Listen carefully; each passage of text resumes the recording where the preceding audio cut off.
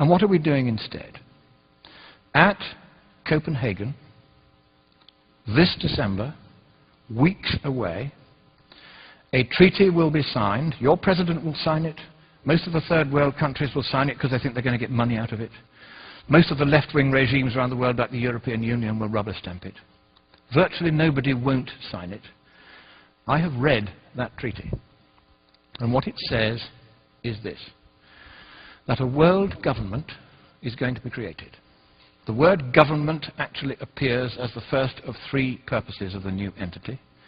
The second purpose is the transfer of wealth from the countries of the West to third world countries in satisfaction of what is called coyly a climate debt, because we've been burning CO2 and they haven't, and we've been screwing up the climate. We haven't been screwing up the climate, but that's the line. And the third purpose of this new entity, this government, is enforcement. How many of you think that the word election or democracy or vote or ballot occurs anywhere in the 200 pages of that treaty? Quite right, it doesn't appear once. So at last, the communists who piled out of the Berlin Wall and into the environmental movement and took over Greenpeace, so that my friends who founded it left within a year because they'd captured it, now the apotheosis is at hand. They are about to impose a communist world government on the world. You have a president who has very strong sympathies with that point of view. He's going to sign. He'll sign anything. He's a Nobel Peace Laureate. Of course he'll sign it. And the trouble is this.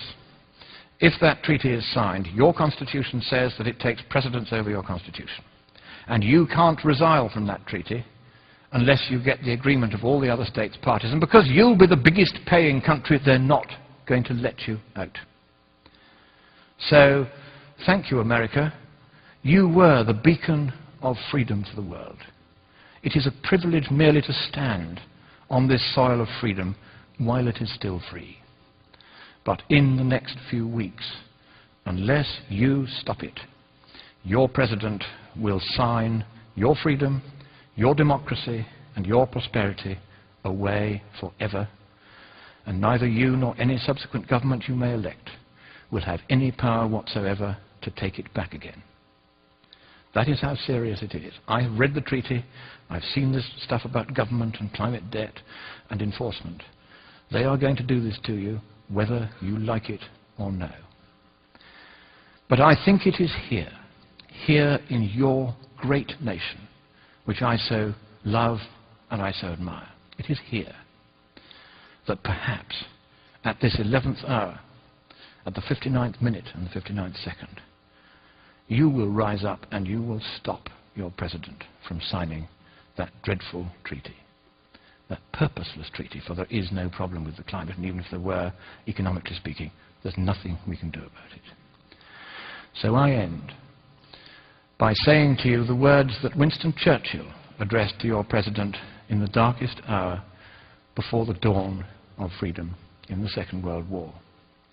He quoted from your great poet Longfellow. Sail on, O ship of state. Sail on, O Union, strong and great. Humanity, with all its fears, with all the hopes of future years, is hanging breathless.